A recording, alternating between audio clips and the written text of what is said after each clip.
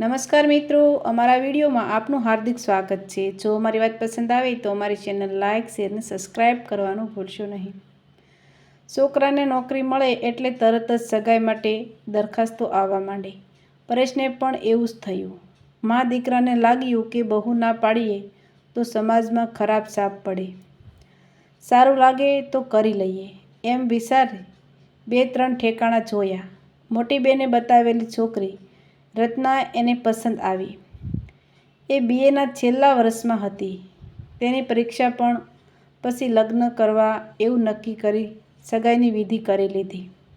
પરેશ નોકરીના શહેરમાં એકલો રહેતો, દયાબેન વતનમાં એકલા રહેતા। પરેશ શનિ રવિની રજામાં મમ્મી પાસે આવતો અને વચ્ચે ક્યારેક ફોન પર ખબર પૂછી લેતો।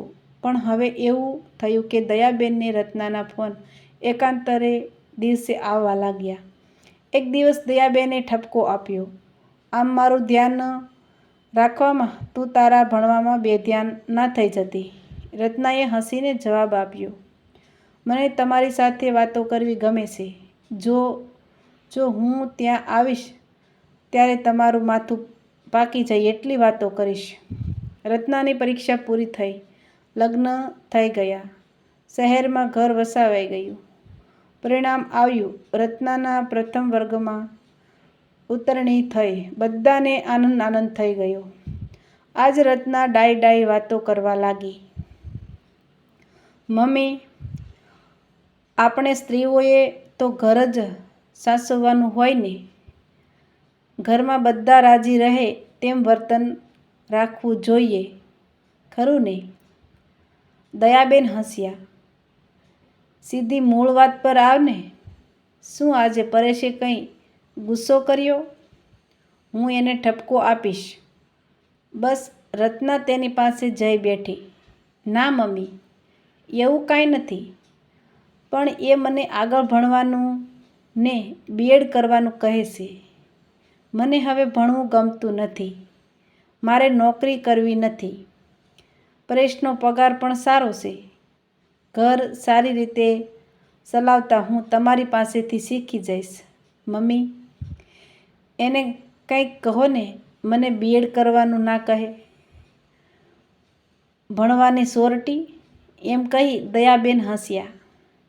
પછી ગંભીરતાથી બોલ્યા, જો દીકરી, આજે સમય બદલાયો છે। પુરુષ કમાય અને સ્ત્રી ખાલી ઘર ચલાવે તે અઘરું ગણાય। હવે સંયુક્ત કુટુંબો નથી કે સગાવહાલા એવી લાગણીવાળા નથી કે કંઈ ઘટતી થાય તો સ્ત્રી બાળકોનું જીવન ચલાવવામાં મદદ કરે। જો તારા સસરા આ ભાઈ બહેન નાના હતા ને ગુજરી ગયા, મને સિલાઈકામ આવડતું અને દીદીને પણ શીખવાડી દીધું એટલે પરેશ ભણી શક્યો, લગ્નના ખર્ચ પણ નીકળી ગયા। ખરાબ થશે જ એવું ધારવાનું નહીં, પણ દરેક સ્ત્રીએ એકલા પગભર થતાં શીખવું જોઈએ। તારે નોકરી ના કરવી હોય તો કંઈ નહીં, BEd કરી લે તો સારું। રત્ના જરા નજીક સરકી, દયાબેને તેના ખભા પર હાથ રાખ્યો। રત્ના બોલી, મારી બેનપણીના મામાની અહીં ખૂબ મોટી ચશ્માની દુકાન છે। મામા મને ઓળખે પણ છે।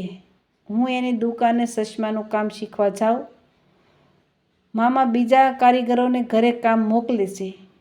આપણે મશીન વસાવી લઈશું, હું ચશ્મા બનાવીશ। પણ મમ્મી, મારે ભણવું નથી। હા, તો એમ કર, જેવી તારી મરજી, હું પરેશને કહીશ। રત્ના હસી, મમ્મી, મેં તમારું માથું પકાવી દીધું ને, હવે ચા પીવડાવું, કહેતી રસોડામાં ગઈ। આવા જ નવા વિડીયો જોવા માટે અમારી ચેનલ લાઇક, શેર અને સબસ્ક્રાઈબ કરજો।